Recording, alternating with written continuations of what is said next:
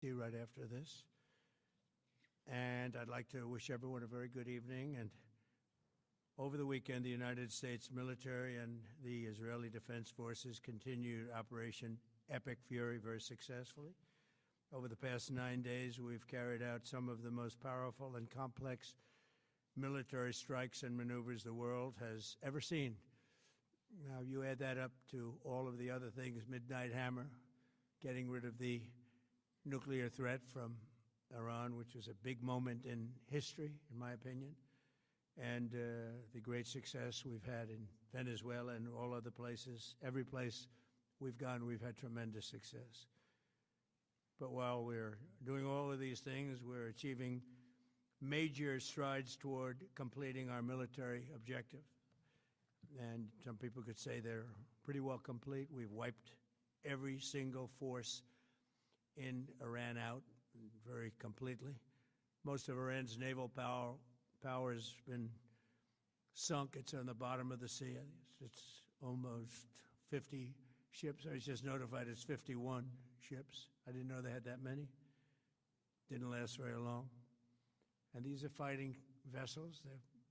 They're meant to fight, but they're not meant to fight against us. We continue to target Iran's drone and missile capabilities. Their drones are way down. Their drone manufacturing has been hit starting today.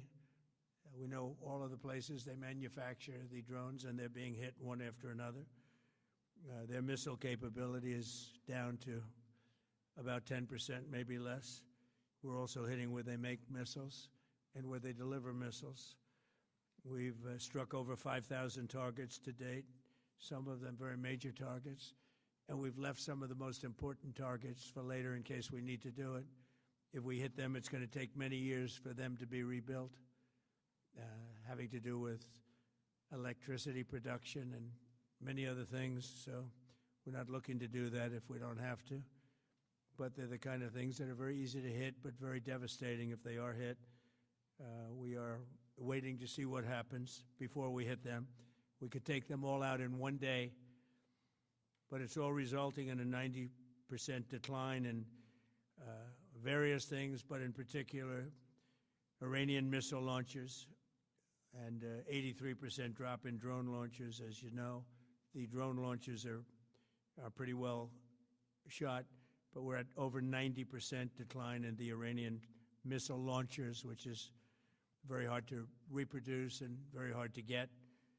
And usually what we were able to do through great equipment, a lot of smart people, as soon as they sent a missile up from a launcher, we were able to knock out that launcher within a period of 5 minutes or less, accurately right on the noggin. So now we have low-cost interceptors effectively combating Iranian drones, and our B-2 bombers recently dropped dozens of 2,000-pound bombs to destroy missile launchers all over Iran and buried deep under Iranian soil in many cases. The soil was no match. And we're also annihilating the manufacturing base that the regime uses to build drones and missiles at a rate that nobody thought was possible. We're knocking them out. We know where they all are. We're knocking them out very quickly. We're ahead of our initial timeline by a lot. I would say that we probably would not have thought after a month we'd be here, in addition to the fact that we've taken out the leadership twice and maybe 3 times. And we, as you know, we want to be involved. We don't want another president that maybe wouldn't be willing to do what I'm willing to do for the good of the world, for the good of our nation, to be stuck with the situation in 5 years or 10 years from now. So we think they should put a president in, or the head of the country in, that's going to be able to do something peacefully for a change. They've been doing this for 47 years, killing people for 47 years, whether it's the barracks or even the SS Cole where they were involved. Very strongly, they always denied it. But where they were very strongly involved, and all of the people that died through the roadside bombs died and are right now walking around with no legs, no arms, a face that's been so badly damaged. The Iranian regime has been attacking Americans and spreading terror for 47 years, and despite these countless opportunities to renounce their nuclear ambitions, which they had just a short while ago. They told Mr. Witkoff, who is standing right over here, they said, they actually said, we want to keep building. Essentially, in a real nutshell, we want to continue to build nuclear weapons. If we didn't knock out Midnight Hammer, if we didn't knock out their Iranian potential, if we didn't do that with Midnight Hammer, they would have had a nuclear weapon. They would have used it long before now. And at a minimum, Israel would have been annihilated. I was very lucky that we had the courage to do that, that we had the talented pilots and the great equipment. The B-2 bombers are unbelievable. We ordered 25 more, by the way, the newer, better version. We have the greatest military in the world. We have the greatest equipment in the world by far. You see that no matter where we go. You still need the people, though, to operate it and to use it. And those are the people that we cherish. Even after we obliterated their key nuclear sites in Operation Midnight Hammer, they never negotiated in good faith. They still continued to say, we want to build nuclear. We want enrichment at levels that were unacceptable. And they even turned down an offer for unlimited free nuclear fuel forever for civilian purposes. We had people offering them free nuclear fuel. They weren't interested in that because they wanted to build a nuclear weapon. So instead, the regime was trying to reconstitute its weapons program at a different site. They couldn't go back to where they were, the 3 sites that we obliterated, but they were starting work at another site, a different site, different kind of a site, and that was protected by granite. They wanted it protected. Granite's pretty good, but they wanted it protected by a lot deeper. They wanted to go a lot deeper, and they started the process while rapidly building conventional ballistic missiles. They were going to do it all at the same time. It threatened our overseas bases and soon could have reached even our homeland. The regime's intention was to use this exponentially growing ballistic missile threat to make it virtually impossible to prevent them from obtaining a nuclear weapon. So as you probably saw, they had a tremendous number of missiles, most of which are now being used or destroyed, and very unsuccessfully used because we have been able, for the most part, to shoot them all down. What incredible technology. The Patriots have been unbelievable, and other things.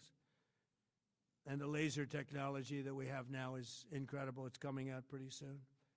Where literally lasers will do the work of, at a lot less cost, do the work of what the Patriots are doing or what other things are doing. The situation was very quickly approaching the point of no return, and the United States found it intolerable, in my opinion, based on what Steve and Jared and Pete and others were telling me, Marco, so involved, that I thought that they were going to attack us. I thought they would, if we didn't do this at the time we did it, I think they had in mind to attack us. And if you notice, they did something which was very foolish, very stupid, I would say. They attacked their neighbors. And their neighbors were largely neutral, or at least weren't going to be involved, and they got attacked. And it had the reverse effect. The neighbors came onto our side and started attacking them, and actually quite successfully. If you look at Saudi Arabia, you look at UAE, Qatar, and others, but they were strong and they were smart, but they got attacked. Nobody, when I first heard it, I said, no, somebody made a mistake. There was no mistake. UAE had over 1,000 missiles shot at it, knocked them almost all down. On the very first day I came down the escalator in 2015, I said, quote, I will stop Iran from getting nuclear weapons, and all I'm doing is keeping my promise. Think of that. That was in 2015. I said it. It was a threat then and a much bigger threat now, but no longer a threat, not for a long time anyway. We want to keep it that way. As we continue Operation Epic Fury, we're also focused on keeping energy and oil flowing to the world, and I will not allow a terrorist regime to hold the world hostage and attempt to stop the globe's oil supply, and if Iran does anything to do that, they'll get hit at a much, much harder level. I will take out those targets that were easy and that I mentioned just before will take them out so quickly they'll never be able to recover, ever. If they want to play that game, they better not play that game. In the long run, oil supplies will be dramatically more secure without the threat of Iranian ships, drones, missiles, nuclear menace, or anything. So the Strait of Hormuz is going to remain safe. We have a lot of Navy ships there. We have the best equipment in the world, inspecting for mines. Again, most of their ships are down at the bottom of the sea, but we will hit them so hard that it will not be possible for them or anybody else helping them to ever recover that section of the world if they do anything.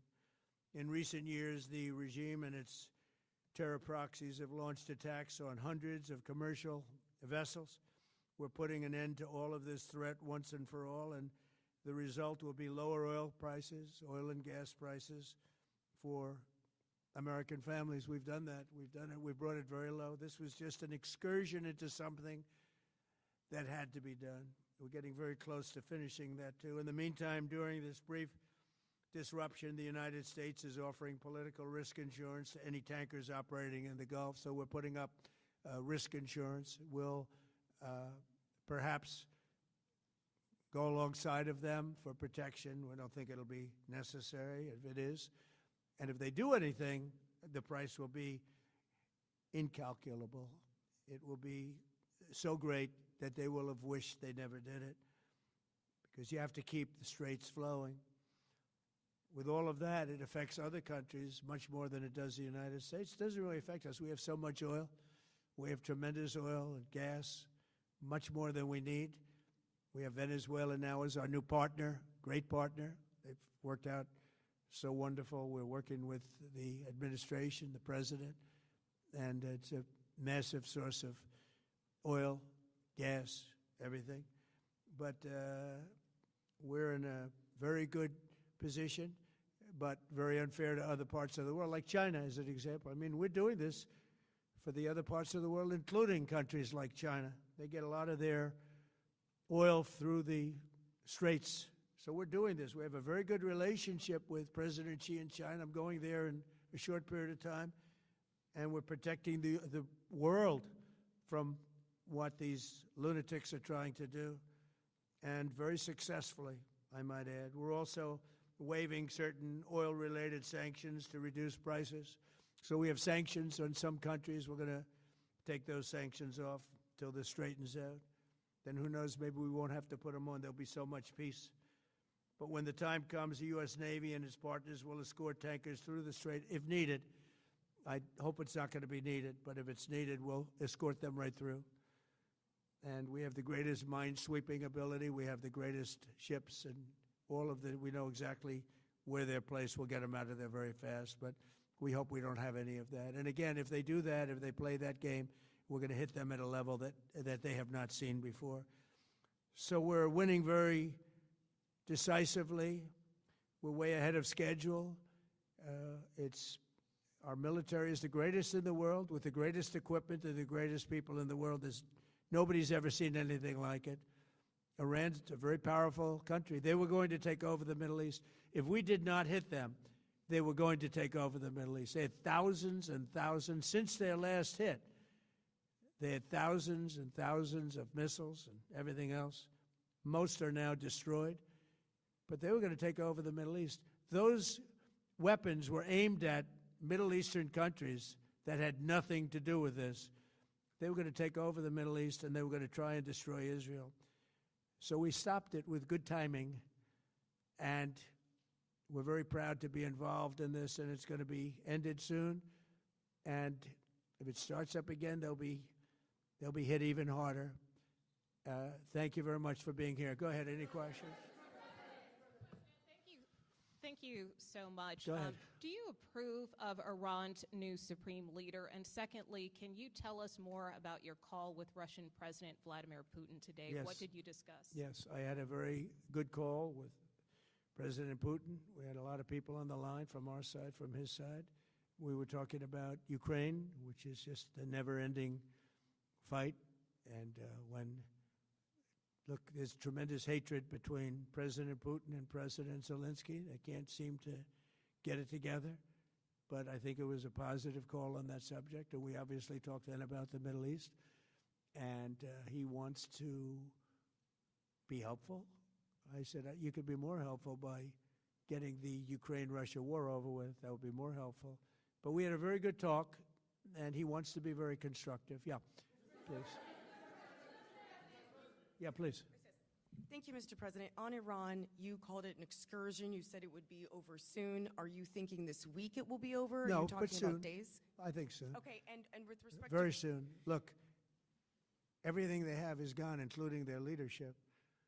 In fact, there are two levels of leadership, and even actually, as it turns out, more than that. But two levels of leadership are gone. Most people have never even heard about the leaders that they're talking about. So it's obviously been very, very powerful, very effective. to Cuba, you said that Cuba wants to make a deal. Yes. What would the United States get in return for that, and why should Americans trust Marco Rubio to negotiate it? Well, Marco Rubio is doing a great job. I think he's going to go down as the greatest Secretary of State in history. Look at what we've done as a presidency. Look at what we've done as an administration. They trust Marco, and so do the American people trust. He's been successful no matter where he's been. He also speaks the language, which is always nice and always helpful. But he's dealing, and it may be a friendly takeover. It may not be a friendly takeover. It wouldn't matter because they're really they're down to, as they say, fumes. They have no energy. They have no money. They're in deep trouble on a humanitarian basis. And we don't want to see that, but they were very, very bad to a lot of people, as you know, and a lot of people living the Cuban-American vote, which I got at record levels. Very important. Those people are very important to me. I know what they went through. They went through hell. Some of them have gone on to be some of the most successful people in the country. Cuban-American business people, some of them are like the most successful in the country. And a lot of them are friends of mine because I've been fighting this battle with them for a long time. The Castro regime was brutal, but they lived off Venezuela. Now they don't live off Venezuela. Sends them no energy, no fuel, no oil, no money, no nothing. They lived without Venezuela. They couldn't have made it. And we cut them off from everything else. So, yeah, they're going to make either a deal or we'll do it just as easy anyway. Yeah. Please, go ahead. Tomahawk missile likely destroyed that Iranian girls' school. So will the U.S. accept any responsibility? Well, I for haven't that strike? seen it, and I will say that the Tomahawk, which is one of the most powerful weapons around, is used by, is sold and used by other countries, you know that. And whether it's Iran, who also has some Tomahawks, I wish they had more, but whether it's Iran or somebody else, the fact that a Tomahawk is very generic. It's sold to other countries, but that's being investigated right now. Yeah, please. Thank you.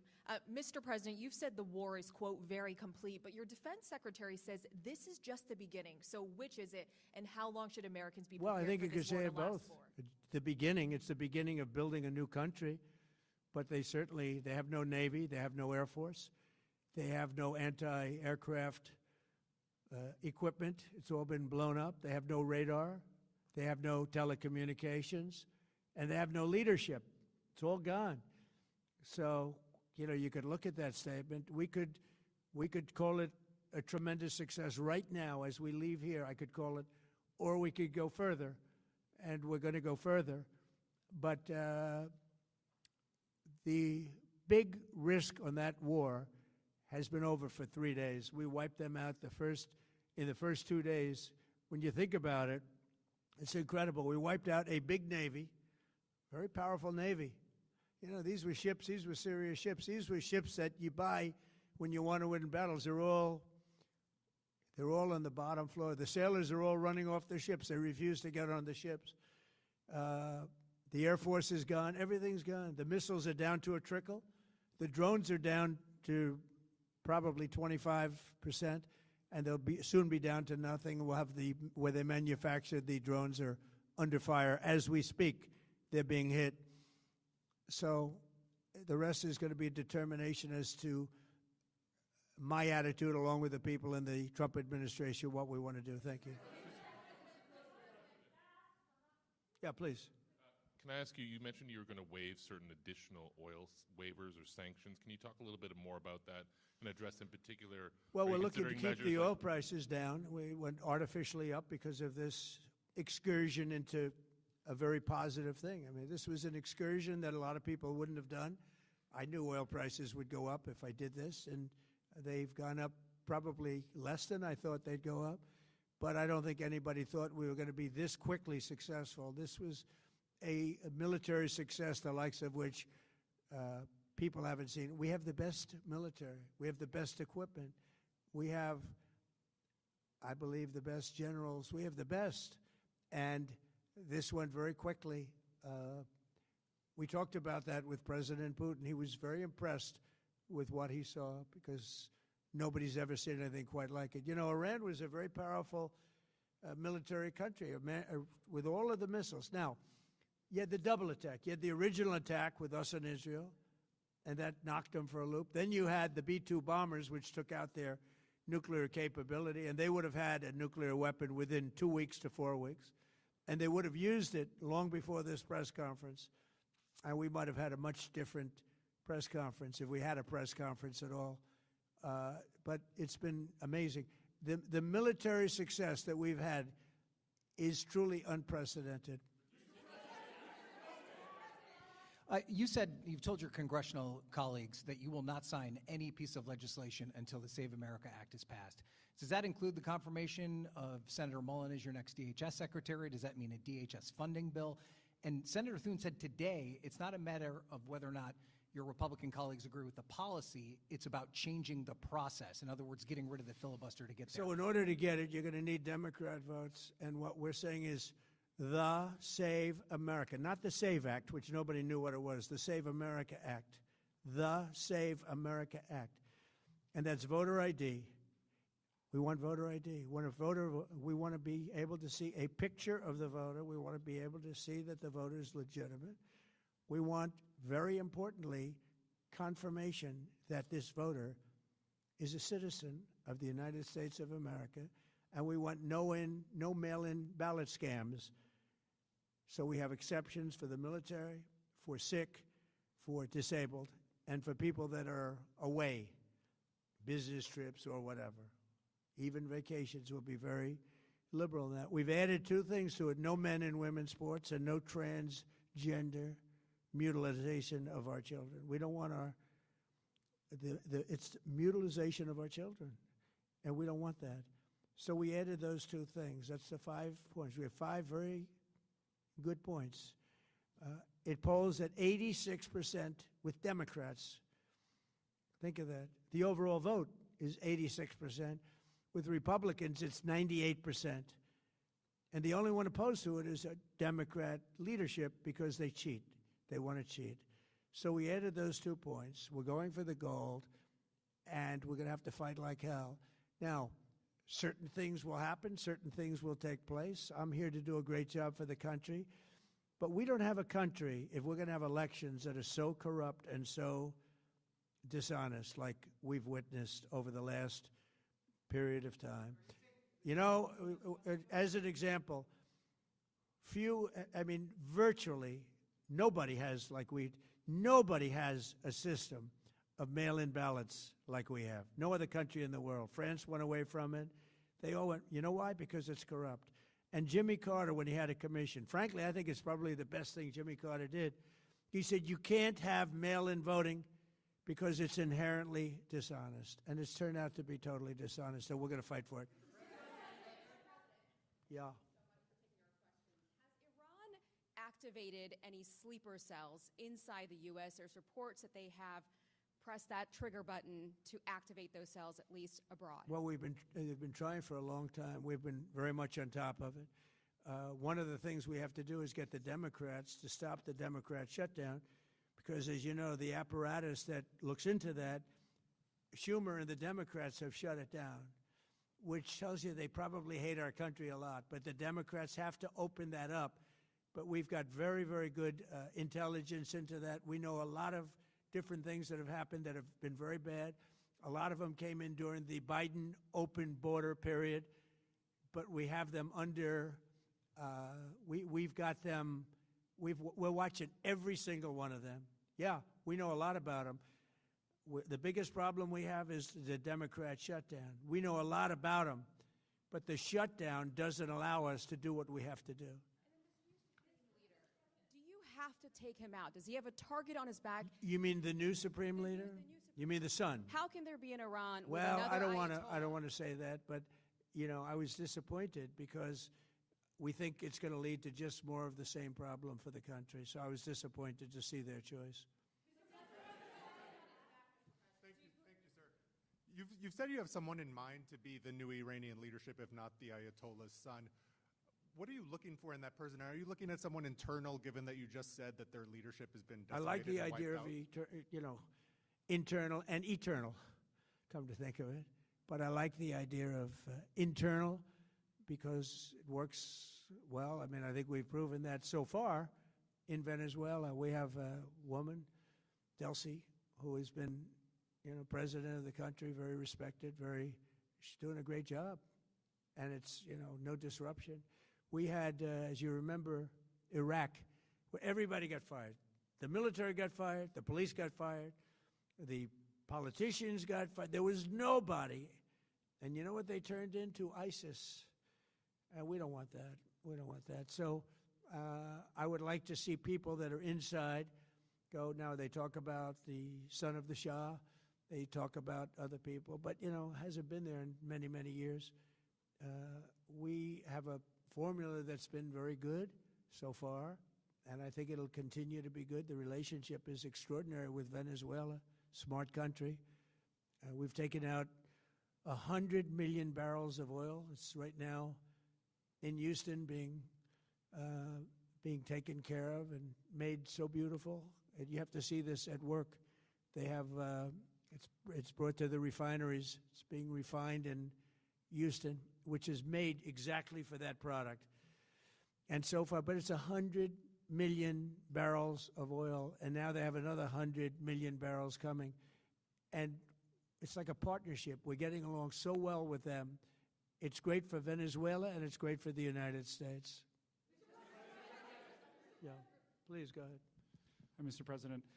You just suggested that Iran somehow got its hands on a Tomahawk and bombed its own elementary school on the first day of the war. But you're the only person in your government saying this. Even your defense secretary wouldn't say that when he was asked, standing over your shoulder on your plane on Saturday.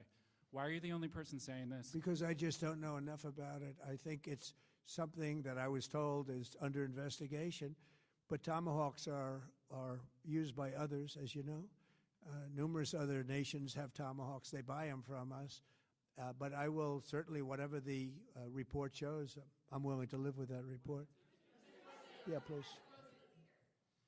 You said earlier that we've already won in many ways, but we haven't won enough. What do you consider enough? What's your baseline? Where they're this not going to conflict? be starting the following day to develop a nuclear weapon. Where they'll look at that man and some other people from the administration and say, all right, we're not going to do it. They were not willing to say that. And when Steve called up and he said that to me, I said, well, here we go. Let's do it the hard way. But the hard way, I think, is probably the easy way. When basically I can see that they will no longer have any capacity whatsoever for a very long period of time of developing weaponry that could be used against the United States, Israel, or any of our allies. We have great allies in the Middle East, great countries that are allies. And they were staying out of it until they got hit. Someday they'll have to do a story. Why did he do that? Why did they do that? But they were going to hit them. If I didn't hit them first, they were going to hit our allies first. I believe, upon information and belief, but I believe that he was going to, they were going to take over the Middle East. They were looking to take over the Middle East. Now, had Operation Midnight Hammer not taken place, that was definite, because they would have had a nuclear weapon within a matter of weeks. But that took place. That was a setback. But look at the number of missiles they were able to buy and make over the last 6 months. And those missiles were aimed at various countries. And when you look at over 1,000 missiles shot at like UAE, they were looking to take over the Middle East. We got there first. We're lucky. I'll tell you what, the Middle East and those countries, very rich countries, are very lucky that I was president instead of somebody else.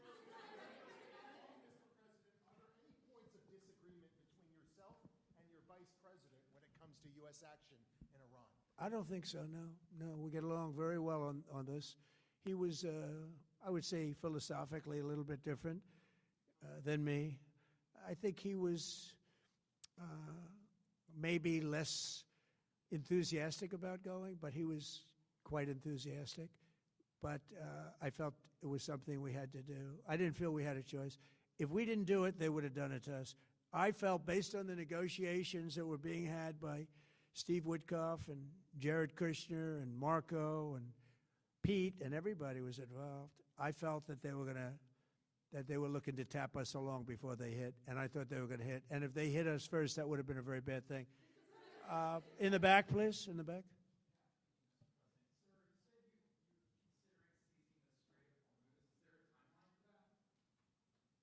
About the Strait, you mean? Yeah, well, I want to keep it open. I want to keep it good. You know, it doesn't pertain to us so much as it does to China. We're really helping China here and other countries because they get a lot of their energy from the Straits. But, hey, look, we have a good relationship with China. It's my honor to do it. Yeah. Supreme Leader, you have called him an unacceptable choice. So does he have a target on his back? And how can you say I don't want to say whether or not he does because that would be inappropriate. But, hey, look, I had a target on my back because, as you people wrote pretty well, they caught the assassin that was after me. So we just got them first. But they caught the assassin. They have him now in custody that was after me. So, you know, but people don't like to mention that. But they did catch him. And I'd like to congratulate our military, Secret Service, FBI, all of the people that worked on that. But they did. Yeah, please. Go ahead. No, go ahead, please. Thank you, Mr. President. You promised the Iranian people you would help them, but it sounds like you're willing to end this fight after your military objectives have wrapped up. Isn't that a betrayal of the people? Will I help them? I'd like to, if they can behave. But they've been very menacing. You know, they're great people. They have an amazing population. It's amazing, smart, brilliant, energetic. They have a great, I'd love to help them, but they have to be in a system that allows them to be helped. And right now they're in a system that only allows failure. And I don't want that. And I want a system that's not going to be attacking us. We want a system that can lead to many years of peace.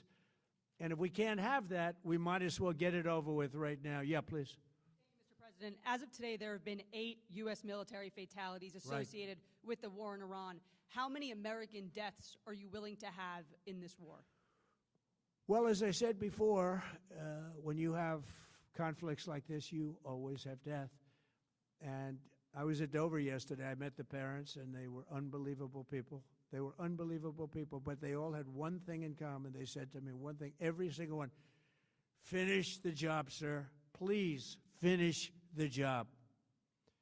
And I'll leave you at that. Thank you very much, everybody.